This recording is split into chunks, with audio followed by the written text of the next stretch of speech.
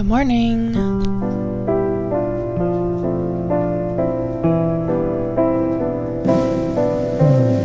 Now that I'm in my running era, my morning routine has changed. I can't even think straight right now. This is crazy. This is exactly the point. Is that I need to eat something so that on my run, I can run. I hard-boiled some eggs last night. I'll just have a little bite of this. That'll do something for me. And as far as caffeine goes, I need just a little bit of caffeine. The question is, should I make a coffee or a matcha? I think I'm feeling coffee just because all I have to do is press the button. I don't feel like whisking and going crazy this morning, so let's make a coffee.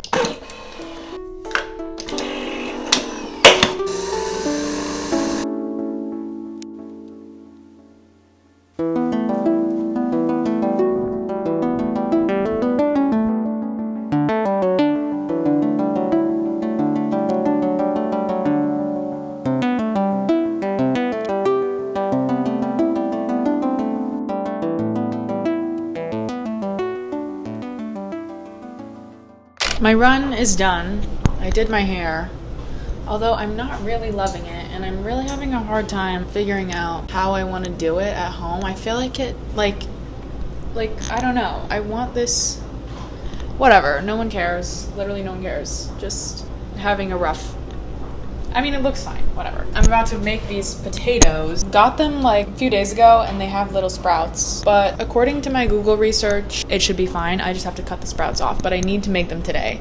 And I have a bunch and I want to use some of them for dinner, some of them for breakfast. I want to make this potato, egg, spinach, sun-dried tomato scramble situation. I'm also thawing some frozen chicken, which hopefully will be ready to cook before I go to work later. Just to have little bits and pieces of meals ready that I could make at any time. Because I've been having the worst meal anxiety. I guess that's what it is. I don't know. It's I wake up and I have food to make. I have options. And then it's just the process of starting it. I don't know. Literally hours will go by and I still will not have eaten. And it's just ridiculous. So I'm okay, how can we work around this? I need to just have food ready to heat up and go. And not spend 3 hours. It's ridiculous. I don't know what happens. It's I black out or something. The oven is done preheating, so I need to cut these potatoes up, put them on a pan, I think, drizzle them with olive oil, salt, pepper, and whatever else seasoning I find in there. They have to roast for 2 hours. Is that right? That's what I saw on a TikTok. 2 hours seems like a long time because I made sweet potatoes the other day it took 30 minutes or less. So I feel I need some more caffeine. I feel the run really took it out of me. So I might make another matcha. I'm doing some laundry and I'm just gonna do a general little refresh. I moved a couple plants around. I moved our coffee table. Yeah, let's get to it. I don't want to waste more time.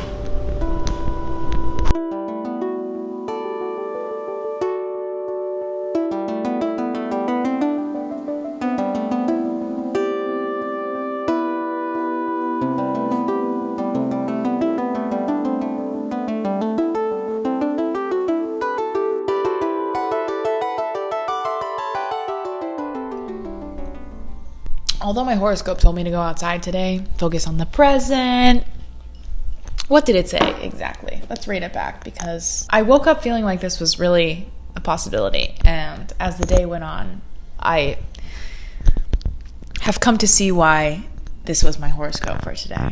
It said, spend some time in nature, release any worries about the future.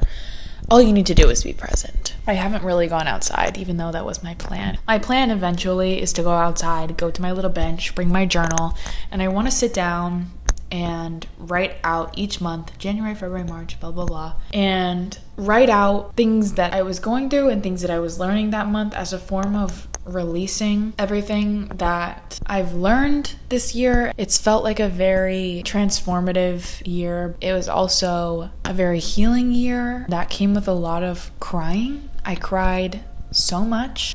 It's one thing to kind of dive into the hurtful things of your past and just see yourself as the victim of all these things that has occurred. It can feel very powerless and dark and negative and like you'll never escape this pattern of bad things happening. I think as a child, that's kind of the mindset we tend to adopt when confusing, hurtful, scary things are happening, because you're already in such a selfish developmental stage. And so anything that's happening in the world around you becomes a reflection of you, whether or not that comes out in the moment or it comes out many years later, whether or not we like it. Our first formational interactions with the world and the people around us shape everything after.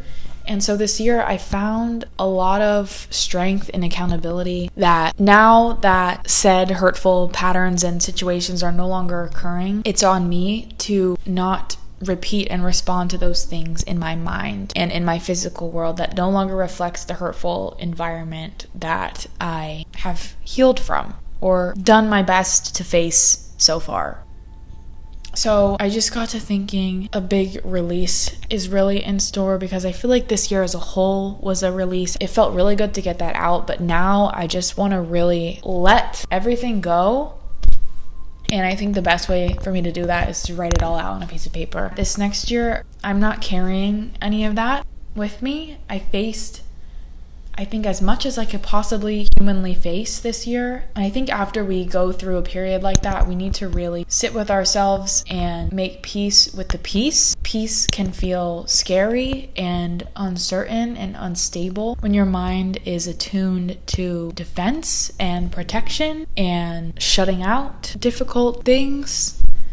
And I found a lot of power this year in my perception and my ability to, because I've spent so much time with my hurt and the patterns that have resulted from that hurt, I recognize things almost immediately when they come up. In response to that, it's now my ability and my responsibility to stop giving meaning to those thoughts, stop giving meaning to those patterns. They can exist without my attention to them, without my focus on them. It's a new time. New behaviors are necessary, new responses are necessary, new innocence is necessary, where I know bad things are out there, I know hurtful things can happen, but more than that, I know that positive things are looking to find me. I have numerous ways to handle anything negative that comes my way, and in that way, I'm safe. I don't have to act any certain way to defend myself or to protect myself in a way that shuts me down from receiving positive experiences. So at some point I will get to that. Now that I'm talking about it, it is becoming clear why that seems like quite a daunting task. It's just heavy and deep, and it was a heavy and deep year.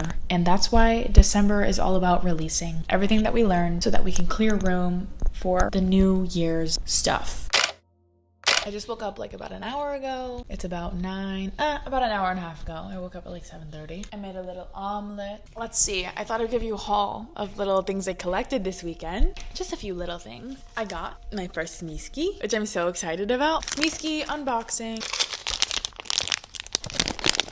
Ta-da! Another goodie from the same place. Matcha flavored Kit Kats. They taste exactly like matcha. Last but not least is a new hobby, okay? All inspired by this TikTok I saw of this girl who knitted. And you know, knitting is something that I've been, me trying to justify it, like literally the TikTok wasn't the only thing that inspired me.